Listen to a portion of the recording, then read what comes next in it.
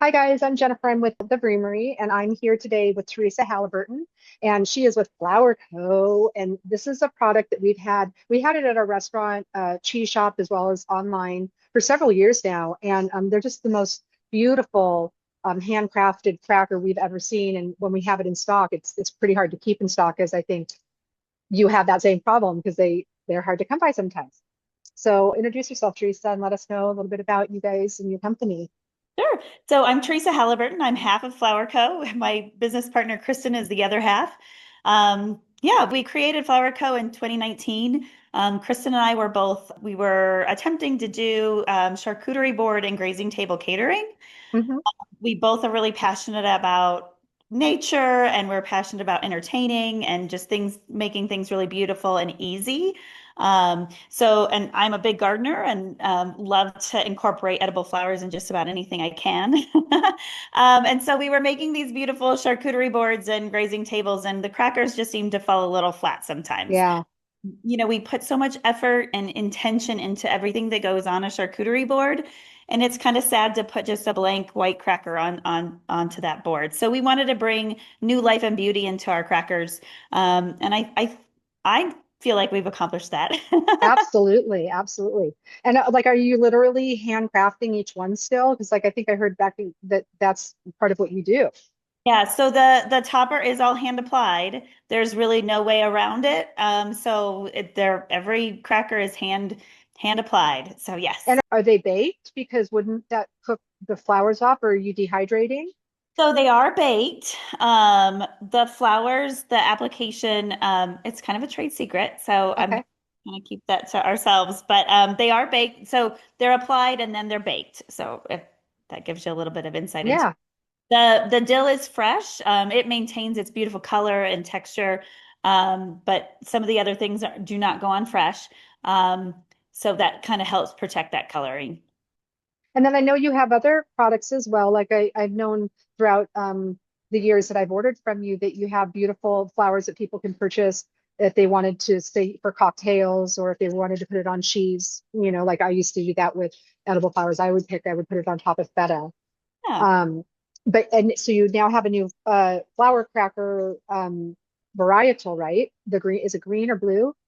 So we have aperitif as our Hmm. newest flavor. It's actually kind of our twist on herbs de Provence. So it's grapefruit zest, French tarragon, lavender, and rose petals. It does come, Lovely. yeah, really pretty purple box. It pairs perfectly with brie. You were talking about brie earlier, and it just pairs. It's such a really nice, fresh, bright cracker for spring. Yeah, for sure. Then maybe I need to be looking at that one for our box because it's going to be being paired with a brie um and it's your newer one. Yeah.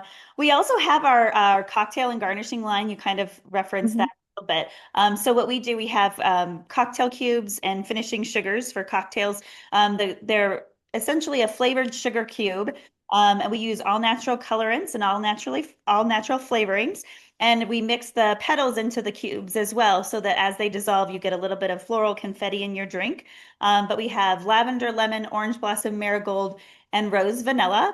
And those just, we originally designed them to go in a glass of champagne or Prosecco, kind of as a twist on a French champagne cocktail. But Hmm. you can put them in anything. I mean, my kids put them in seltzer water. I add them to vodka because I love vodka. But you can really use them in anything. And then the sugars, you can rim your glass so you get the taste on the tongue.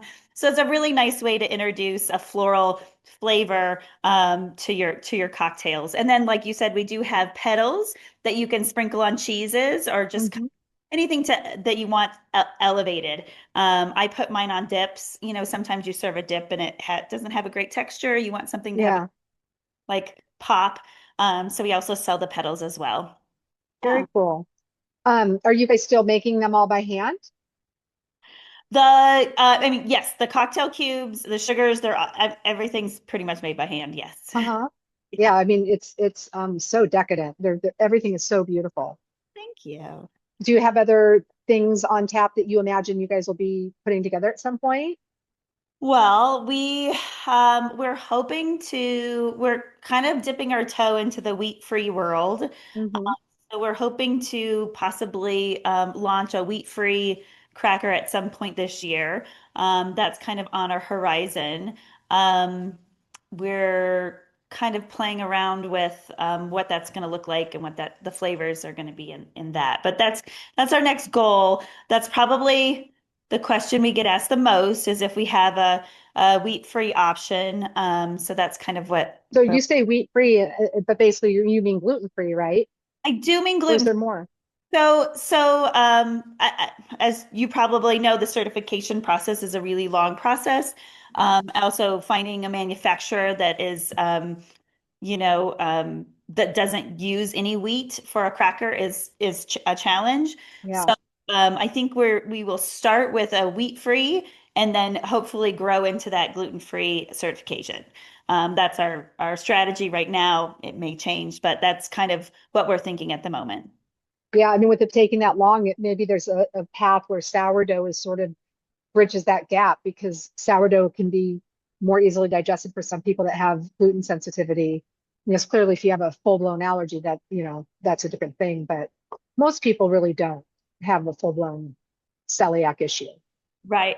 I was doing some research. It's about 15% of the population choose to be gluten free, but only Hmm. 1% of that 15% are actually celiac or have like a heightened um, allergy. So I hope that our wheat free is accepted, but it's always a test.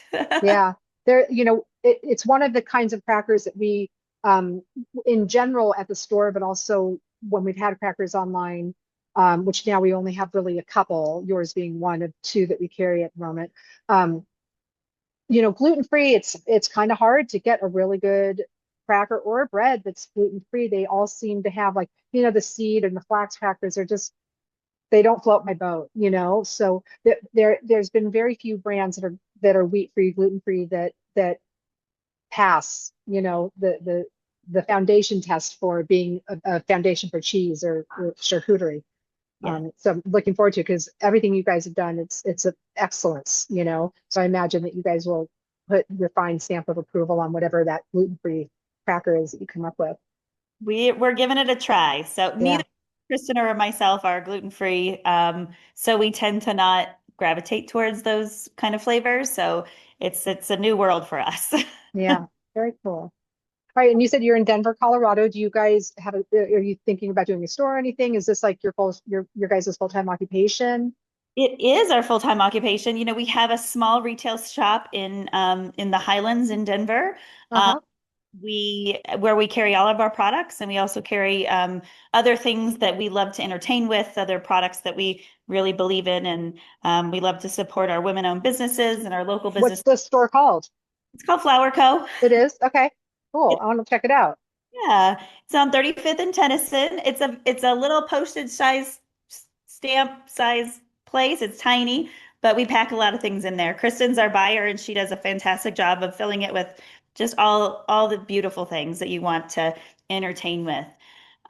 So we have our shop, and then we also do, our wholesale business.